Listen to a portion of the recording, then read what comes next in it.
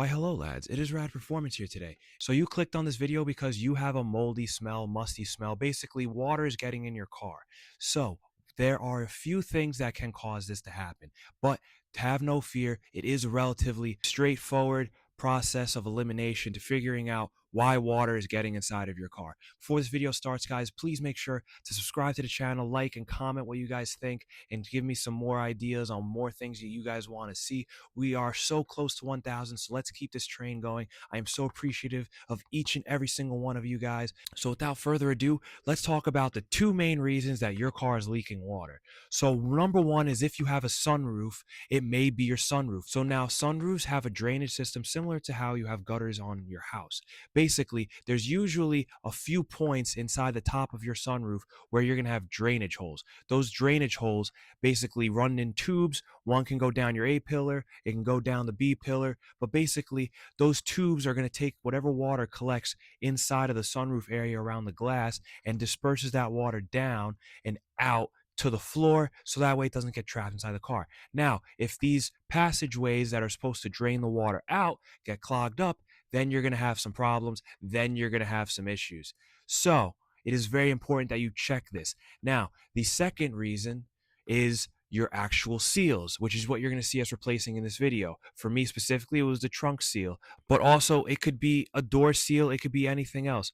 So what is a seal? If you look right over here, obviously there's seals around the window of this here Camaro, and then you'll see inside of the video the actual seal on the trunk itself. Now, the seal on the trunk is an interference fit. Basically, you'll see us like kneading it around, but basically there is a pinch, which is a solid piece of metal. And then the solid piece of metal, the actual seal, has basically a U shape that goes over the solid stamped steel edge. And then it latches on that way through force. So it is an interference basically when you have the metal and then you have the seal that goes over it. You push it down, we tap it in with a rubber mallet, and then that bites on really tight, and then basically you're good to go from there. Now, some, like on this Camaro, have little tabs that go into a channel, and that's what holds those seals in.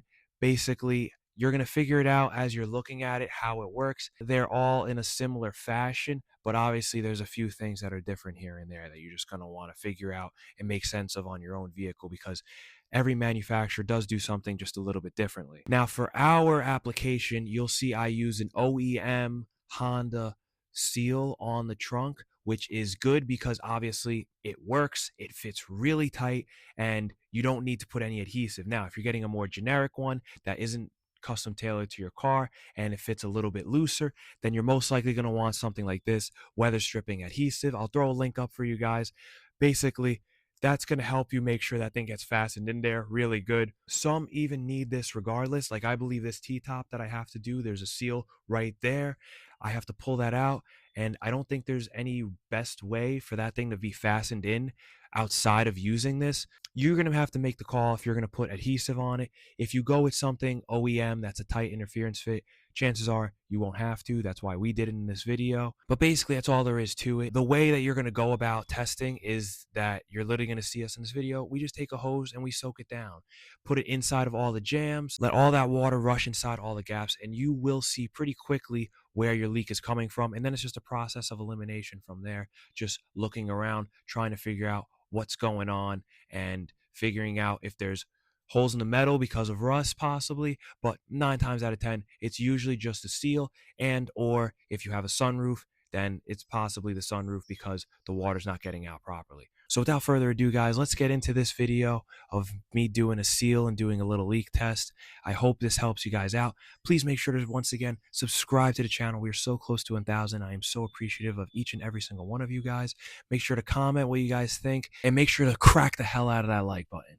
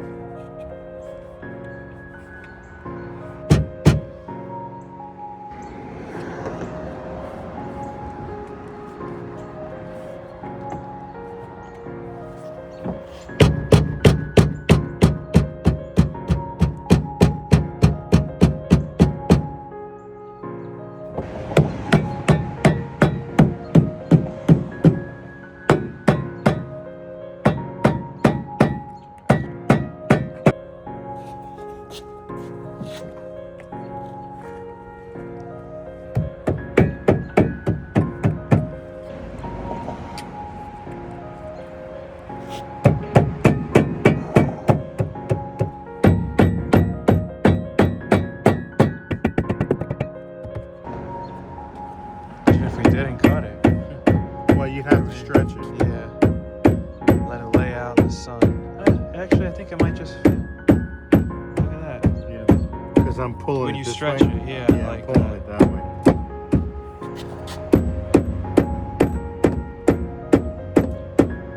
That's great.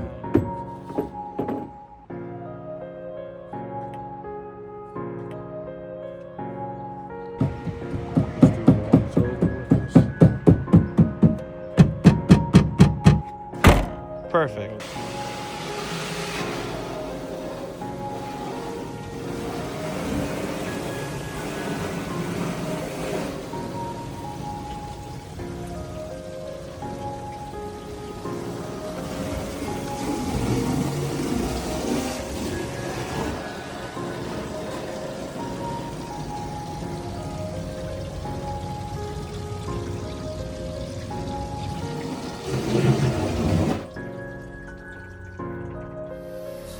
Y'all want things, but what you gonna do for it? How you gonna move for it? What you gonna be? And do you believe